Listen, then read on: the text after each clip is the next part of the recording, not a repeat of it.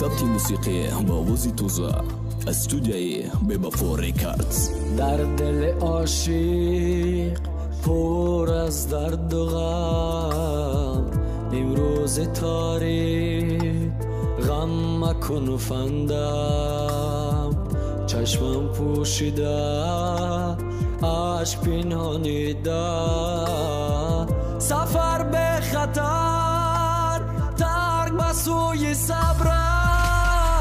بس کو غم خوردم، بس کو دل سوختن، صبر عشقت را بر جا قبول تا مردن. نگو بس بودم به تو دل مرتض، میدان صبری دل غم و دردت خوردم. بس کو غم خوردم، بس کو دل سوختن، صبر عشقت را بر جا قبول تا مردن. نگو بس بودم به تو دل مرتض، میدان صبری دل غم و دردت خوردم. خب که غم و دردت خوردم، چشم ترسه دورید نگودم مدت مردم. حالی بس حالی وقت حالی یوش مردم ما گفته مردم ما را مرگ دور میکنه تموم. چشیده که ترسیدی تو اینه و چد مجبورت کد یکی دادت بازده کد یکی سومی وای کورت کد و توی خیه نبودی که گفتی روزی میشه و چو سفری ما به خطر ترک بسوی صبر.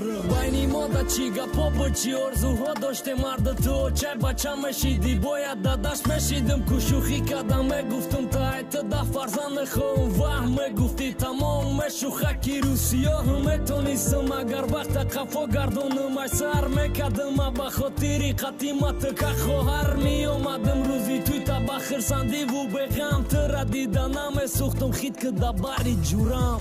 ای واه دیلم ترسید باورم کنه دیله که دوری تنده صبرم گفتگ من موندهیم رگه لرزه بدن کندگ نفسم چیزی طلب دوره چشم تو حل ندیدش از زبون گپا نمیگیره چی خیلی انگه بوگم شه. ایو خیمه چی کنم میگو مردشه کشم بای دیلم نمیشه و ایش جورم ایو شروسم مجبورم اوجه درشی جورم داده بچت میشم مرگ میشم بچه تا ارزوهای همیشه. باید من بچه تا داده دمشیدم نکه نشید باید دستش قپیده تماشا میبردم نشید میگفتم که کلان شد و غمم